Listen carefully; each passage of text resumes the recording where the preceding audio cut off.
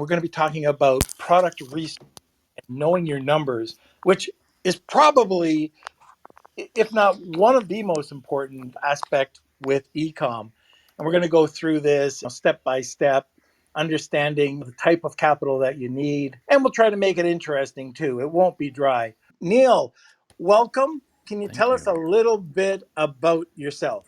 Yes, I will keep it short and relevant. Nothing that maybe my mom might think is interesting. I'll try to stay on topic here for the time we have. Thanks everybody for joining. It's always a fun topic to get involved in. And when Norm invited me to come on, we were sharing a podcast episode and thought this would be a great thing for people to continue to dive into because it is a critical first step. So, quick 30 seconds on me. I've been selling for the last 10 years on Amazon. I've been private label FBA. I took a dive into wholesale FBA for about 18 months and then pulled out of that nonsense when I realized not only was Amazon moving away from it, but from the product perspective, from the value perspective, and most importantly, from the profit perspective, it didn't work out. So, just in all loving sincerity, if you're going to try to scale that type of model, which is wholesale FBA, retail online arbitrage, we did it to 20,000 square feet and 12 employees, and we were doing 10 truck rolls a week. So hear me when I say this, that is not a model that will scale profitably. We were doing sub 7% net profit in that business, and I basically made a job for myself. All while my private label brands and my virtual assistants with no employees and no warehouse were doing about 10 times. What I like to talk about and stay focused on for those who are listening is private label, and that is products that are customized. They're innovative. You don't have to invent. A lot of people think you have to invent products or come up with something wildly and crazy and new and take that out to the Amazon market specifically or just anywhere in general. And I find that has not been the best method for people to really start up and get this business moving. It's a very critical first step. And having sold many brands, built those brands, sold those brands, and coached over 1,000 people to do the same thing. And many of my very successful case studies, I'm proud to say, are much larger than even my own business. One in particular sold his company for $72 million last year. So we are very deep into this model and very much into the business building. So nothing I'm going to talk about today, Norm, or nothing I really want to dive into has anything to do with make money kind of opportunities or what I call the lottery mindset mentality and stuff. What I really want to focus on is true business building. That's 12, 18, 24, 36 months out, building a business. It's changing things. It's growing. It's profitable. It's moving in the right direction. And I see a lot of value in that company, an intrinsic value, and making sure that I have a business that someone else values too. So maybe someday I can make a legacy play. I can get my kids involved. I can sell that business. It can actually not take over my entire lifestyle. I personally live on 40 acres in the country. I homeschool my children. We're here every day together. And we have a lifestyle driven to the business, not a business that drives our lifestyle. And it's one of the major mistakes I've made in the past, and I hope someone will listen to that today. All that said, I don't know if that brings up any questions or concerns or thoughts or negative or any feedback anybody wants to share. But it literally gets down to the first step, and it's a critical step, and that is literally choosing the products. It always starts and has always revolved around that. And as you and I were talking the other day, that's a major component of the success of this model. And so many other factors in this model along the way will be successful in the growth, the ranking, the products, the profitability when you get this equation right at the very beginning. And it's a very simple equation, okay? Sorry, go ahead. No, I was going to say one of the things that I like to talk about because a lot of people entering into the private label game, they're looking at either Me Too products, which I wouldn't recommend right now, or they're hearing people in these rooms talking about, well, you got to do product innovation, you got to do this, you got to do that. And at the end of the day, I've heard a lot of people freak out. Oh, I got to spend $50,000 on a mold. I got to do this. That's not what we're talking about, correct? No, what we're talking about is innovating on slight variation differences that create a unique or higher perceived value in the product, specifically for the avatar in which you're trying to serve. And what I mean by that is there's an avatar of person now that is intrinsically loving the products they use and the lifestyle it creates or the output of that product that helps them cook better, run faster, jump higher, whatever it is. That product enables them to be that best person, that best chef, that best runner, that best whatever. And that's what's important to stay focused on is if you understand and you can double the understanding of that avatar, you will double the revenue and profits in your business. And that's part of the equation I want to cover with everybody today because that's an important part. All right, well, let's get started. Okay.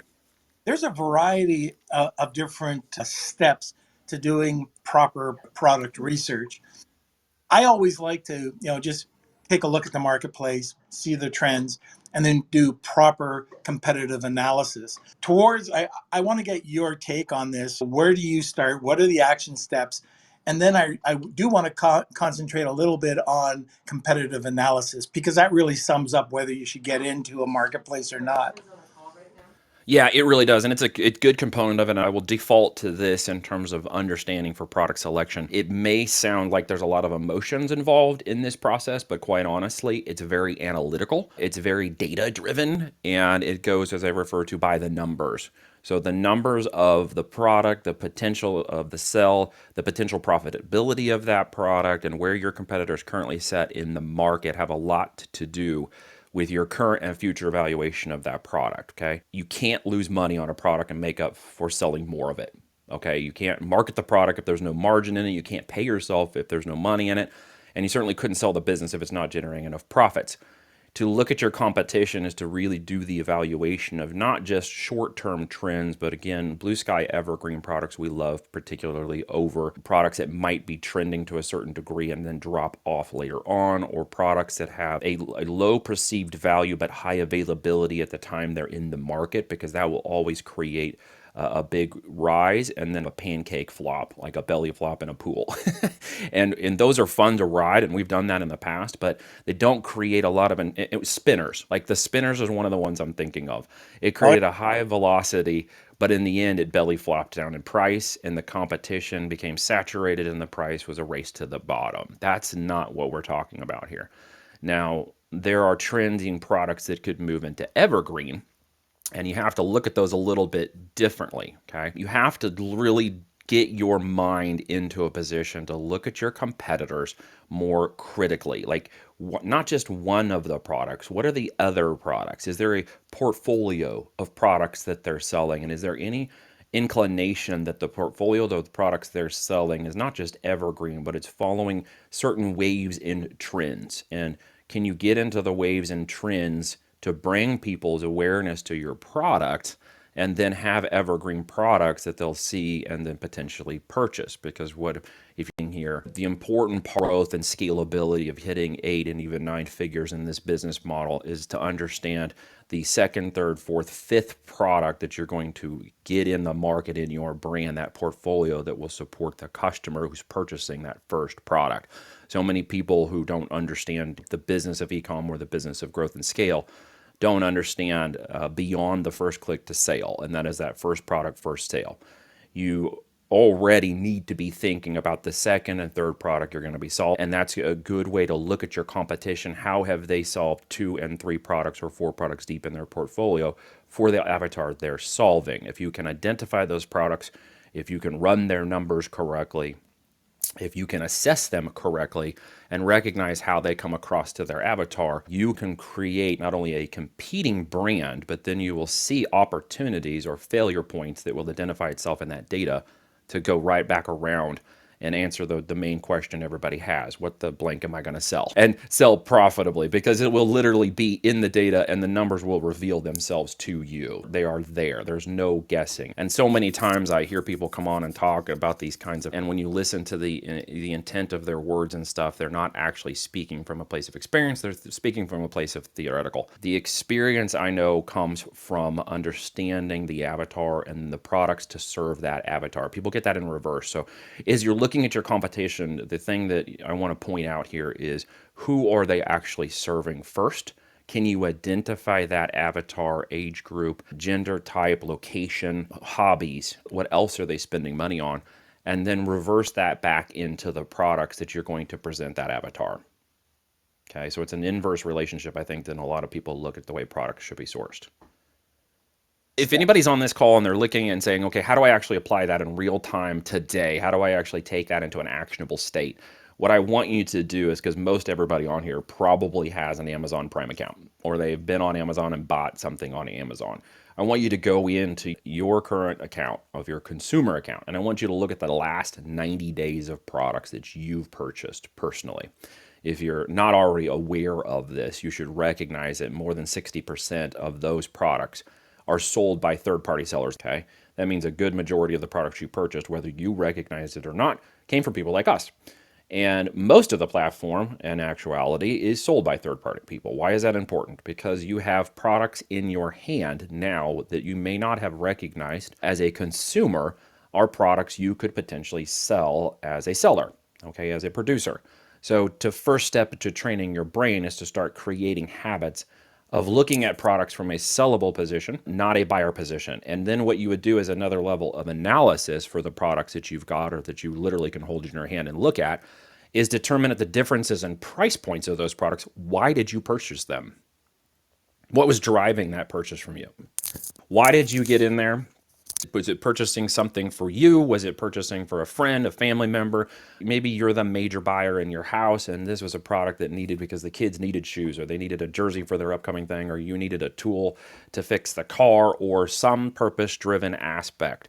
It's very important to understand the difference in those perceived values of why you as a consumer put that value on that product to solve that solution, because now you're looking at products that are priced a lot higher. Okay, so one of the second level criteria is after identifying those products in your last 90 days of purchase history, what are these products priced point at? What is their perceived value? Are they perceived to be $29 maybe, 19 bucks? Are they 49? Are they 99? Are they above $100 in price point? And what was the driving mechanism behind it? And you should be able to create a list of these products. Literally just write it on a notepad, put it on a pen of paper, stick it on your phone in your notes section. If you got an iPhone, put it on the notes or wherever you got your notes, an Android, put it in Evergreen. It doesn't matter. Just write it down. As you write through 21 days of doing something, you're going to start to see a pattern of behavior in the products that you're looking at. You're going to start looking at why you chose them, why you bought them. Let me give you an example. There are different types of buyer mentalities. There are different types of solution-oriented mentalities. And to think about why you went after that product or that solution is similar to the way you might approach waking up one day with a very sore tooth. It's been getting worse. It was getting bad, but now you woke up this morning and gosh darn it, that thing is hurting me and I have got to get to the dentist like now and get this thing fixed. My whole head is aching, half my face is slapping, and I'm like, man, this hurts really bad. So you go down and you call the dentist first and you're like, okay, what is this going to cost me? And he says, hey, I can have that tooth. I can get that thing fixed. It'll take me about an hour and it'll cost about, $200. And you're like, oh, okay, another hour. Can I do another hour thinking this over? And I go, okay. And then you go, is there anything else we could do? And he says, you know what? I actually got a solution for you and it'll cost $500, but I'll have it done in 10 minutes. And all of a sudden you're like, hey, only 10 minutes more of dealing with this thing. I'll pay the $500. Let's do that. The difference in perceived value is the service and the outcome of that particular product. And as you start to train your brain into the numbers, as you start to train them into those products, and you start to look at the solution-oriented value and perceived value of that product, there are different tiers of product values in Amazon to consider. There's 3 different tiers. There are those who would have taken the $200 solution for 1 hour. And then there are those who would have said, okay, maybe I can handle a little bit longer or go find another solution to solve that problem. I'll go to Amazon or something. Those are my tier 2 people. And they're looking for something that's maybe less than $200 to solve their problem on their own. It could be Sensodyne toothpaste. It could be putting I forget what it's called, but you put it on and it sort of numbs temporarily, or they think they can make this go a little far. They can find another solution. And then there's the tier 3 people who are like, you know what, $500, 10 minutes less, I'm down there. Let's get this thing done. That's more my tier 3 people. Now, what I've found, and that you should look at the products you have on your list and as you're growing, which of those have the highest perceived values, move the perception of value into tier 2 or tier 3 within your avatar inside of Amazon. And as you start to identify those, you're going to see a whole different type of product base open up to you.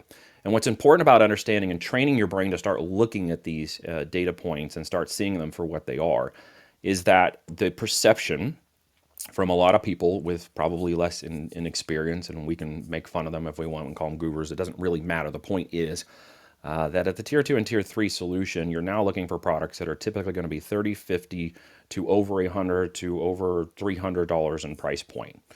And the people who are on Amazon that are out there buying those products are very solution oriented, and they're very much on the high perceived value side.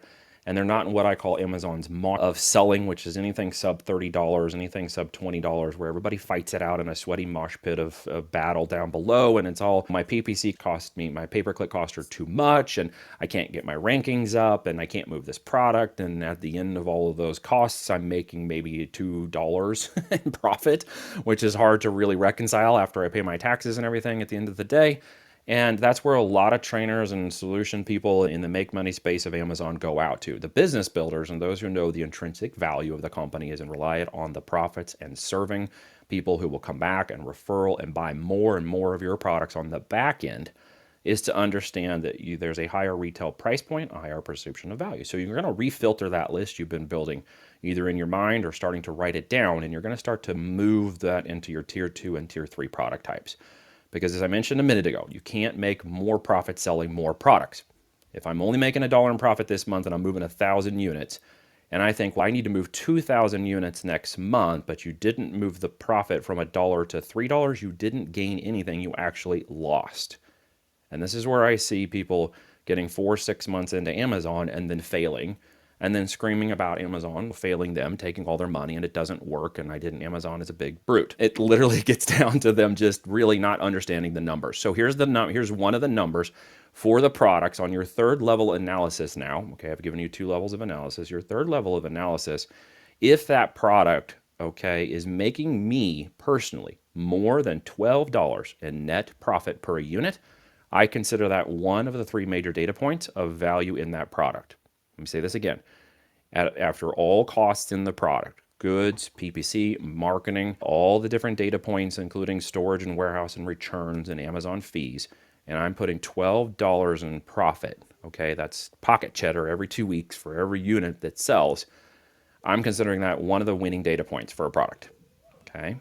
Why is that important? Because as you start to compete in the marketplace for advertising dollars, for marketing dollars, and of course, for position in the rankings within Amazon's system, you're going to need to ensure that you're not taking all your profit and putting it into Amazon's pocket, okay? Or by accident, giving it to your competitors, because a lot of people do that on accident. The other component of that is ensuring that the longevity of the business profit will allow me to reinvest not just in myself as a person running the company, but into people who will help me grow that business at the next level so that I can become less and less a cog in the wheel of its growth, and I can bring other people in tactically to grow. It's very important. So $12 in profit. Now, that's a base case. Okay, and in the world of the business, we call it a base case. There's a base case, a medium case, and a high case. When we look at those 3 levels of business justification for cost and money, we do not look at it from our perspective. We look at it from the perspective of the numbers of the company it takes to actually achieve a realistic amount of profit in the company every quarter. And then by every quarter, every year is an annual run rate. Okay. And to run the business quarter by quarter profitably is to know that we're going to have a profitable year. It's very difficult to start out with products that don't run profitably from the beginning, but then you magically think somehow I will make it profitable later on. That is also an amateur move in business. So when you look at these products, again, 3 levels of analysis we've gone through. You should have now 3 criteria you're looking at from the products that are literally being data mined out of your own Amazon account, okay? And this is just one of the many ways I teach people to look at this from their own perspective. This is what I call an urban mining hack, okay? Literally in your urban mine at your life, you're hacking your life right now to determine products you have purchased because you are just another avatar in a consumer-oriented marketplace, okay? Now, I've gone over a lot. I'm going to pause for just a second on all of that and see if anybody has any questions about that before I keep going, because I don't want to lose anybody yet, and hopefully all of you are still following along here. I don't see anybody asking questions or their hand raises. I don't want to miss anything. No questions about that? Okay. My screen froze. All right. Things, Neil, that you talk about profit and you wouldn't do certain things without enough profit. I love playing with perceived value and being able to build a product that everybody, let's say it's a plastic shoe stretcher, you make it slightly different. It might be the different color in plastic. It might be a better metal spring or something. Mm-hmm. Yep. Competitive analysis, you know that part to create a different product, but package it differently. And maybe for 45 cents to a buck more, you can sell it for 5 to 7 or $8 more. And this is where I find this to happen. It's so cool. It's so easy, but there's so many people that want to just deal with the bottom dwellers because they think it's going to move product, but there's Yeah. no. So here's what I've looked at. I've actually taken a look at this. It's Dead Sea mud. It's a commodity. It's Yep. dead mud. And if you go on Amazon right now, you're going to see that there's a tier that ranges from $6 to $15. It is from 8 ounce to 16 ounces. I don't know how they sell it for that, but that's where it's at. The next tier, you're going from around the $20 range up to about a $50 range. Better products, better product copy, better images, just a better overall look. Even the Yeah. package, start to see it come into play. Yeah. And the third tier, the top tier, you've got it starting at 70-ish dollars going to about 90, $95, and not a 16 ounce tin or jar. You're looking more at an 8 ounce, but the most expensive product on that page is a 3.5 ounce beautiful jar, beautiful packaging for 90 plus dollars. 3.5 ounces, while everybody else is fighting in the trenches. But I don't want this to be like a miracle cure. Mm-hmm. Got to look if you've got crappy images and crappy copy and there's grammatical mistakes and your product's great, doesn't matter. It's going to come off crappy. If you've got great images and your product's crappy, same thing. But if you compare the two and you can put great images, great copy, have high perceived value, and the research people are actually buying at that price, it's gold. Yeah. Yeah, it's an equation we call similarity plus familiarity equals trust. We've got a similar product in the market. There's a familiarity to the market's trust of this kind of product, this Dead Sea mud. And then obviously the equation of trust equals a product or brand on Amazon that no one has even heard of yet, but is trusting Amazon's system. They're saying in their minds, here's a product I could potentially trust. I'll give it a shot. If I don't like it or it's not quality, I know how to return it to Amazon.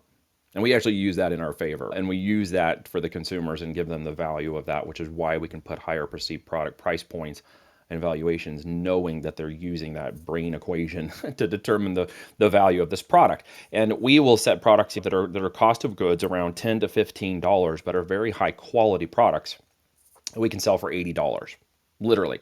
And it's that perceived value differentiation you're talking about right now when you approach it from that tier 2 and tier 3 avatar. When you do that in that perception, as you had just very astutely said, Norm, you are now giving people the value of the product. And as long as it is a great product, what I'm not talking about, guys, and I know a lot of people think this when they hear people talk about Amazon, is the de facto is to go to China.